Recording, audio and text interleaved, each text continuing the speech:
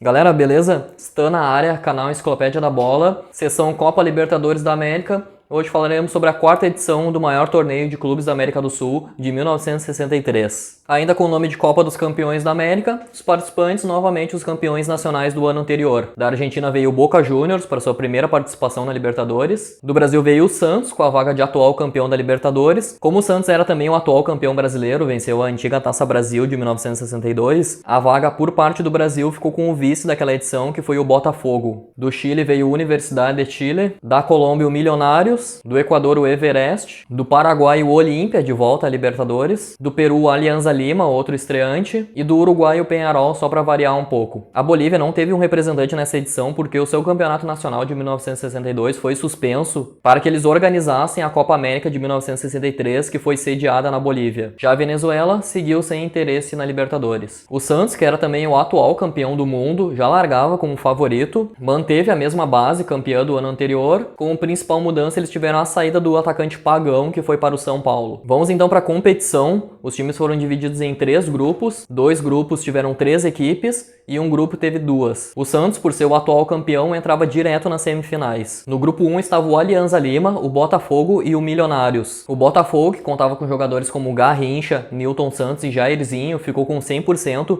de aproveitamento ao vencer todos os jogos do grupo. Uma curiosidade é que no jogo entre Botafogo e Milionários, que deveria ter acontecido no Maracanã em 24 de julho, não ocorreu, porque o Milionários não quis jogar, já estava desclassificado, então eles preferiram pagar a multa, e assim o Botafogo venceu a partida por WO. O grupo 2 era o grupo que tinha apenas 2 equipes, o Peñarol e o Everest. Não preciso nem dizer que o Peñarol teve vida fácil nesse grupo. Fora de casa venceu por 5-0, com o hat-trick do José Sacia, e em Montevidéu incríveis 9-1, com o show do Alberto Spencer, que marcou 5 gols, igualando o recorde do Henrique Raimondi da edição anterior, de maior artilheiro numa só partida da Libertadores. E o Peñarol também igualou o recorde do Santos na edição anterior, que também fez 9-1. Na época se tornaram então as 2 maiores goleadas da Libertadores. Esses 2 recordes que eu falei de maior artilheiro numa partida e maior goleada já foram superados, mas um recorde que ainda pertence ao Peñarol é de maior placar agregado, levando em conta todas as fases da Libertadores. O Peñarol ficou com um placar agregado de 14-1, e o Spencer não teve dó do Everest, que foi o clube onde ele começou a carreira. Com 100% de aproveitamento e 13 gols de saldo, Peñarol classificado fácil para a próxima fase. No grupo 13 estava o Boca Juniors, o Olímpia e o Universidade de Chile. Foi o grupo mais equilibrado, com todos os times vencendo e perdendo pelo menos uma vez. O Boca contava com jogadores como o José Sanfilippo, que estava no São Lourenço naquela primeira edição de 1960, e o Antônio Ratin, outro grande ídolo do clube. E os chineses saíram melhor, com 3 vitórias e 1 derrota, e assim se classificando. Um destaque para o movimentado 5-3 entre Boca Juniors e Olímpia. Vamos então para as semifinais. Na chave A estava o Boca Juniors e o Peñarol, uma chave pesadíssima. Os uruguaios já consagrados na Libertadores, enquanto o Boca tentava trazer o título pela primeira vez para a Argentina.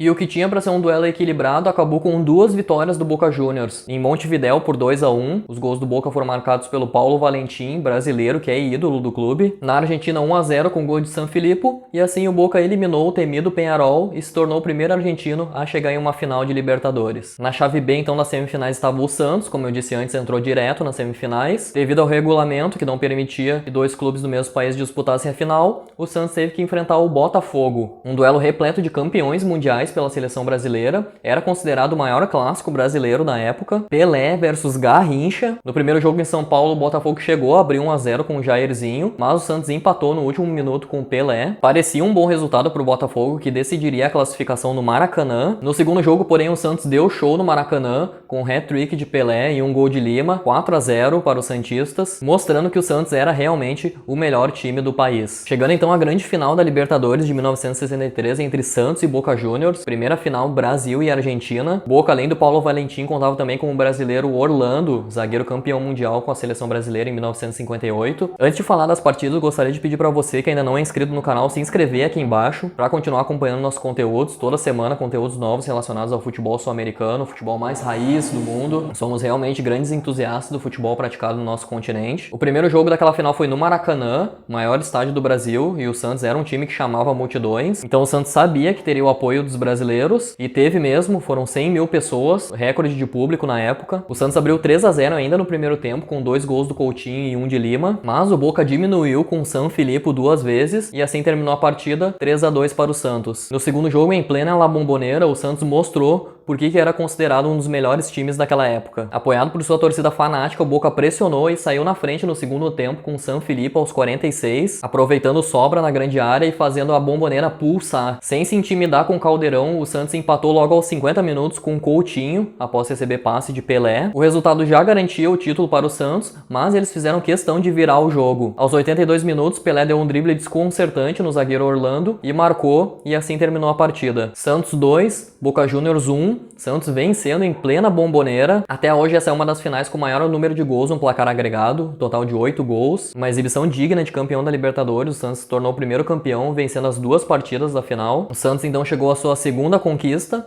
de forma consecutiva e invicto, sendo o segundo time a conseguir isso depois do Peñarol de 1960, e também igualando o número de conquistas. Na época, então, se tornaram os 2 clubes com maior número de Libertadores, 2 títulos cada um. Os brasileiros mostraram que também sabiam jogar Libertadores. O treinador do Santos foi novamente o Lula, e o capitão, o Zito. O artilheiro daquela edição foi o José Sanfilippo, atacante argentino do Boca Juniors, marcou 7 vezes e incomodou o Santos nas finais com seus gols. Então, galera, gostaram? Curta esse vídeo aqui embaixo caso tenham gostado. Essa edição da Libertadores ficou marcada por contar com muitas estrelas a nível mundial, que eu fui citando ao longo do vídeo. Foi uma Libertadores do mais alto nível. Deixar um salve ao meu amigo Luiz Augusto Fagundes, também conhecido como Billy de Sapucaia do Sul, grande apoiador do canal. E no mais é isso. Fico por aqui, abraços e até a próxima.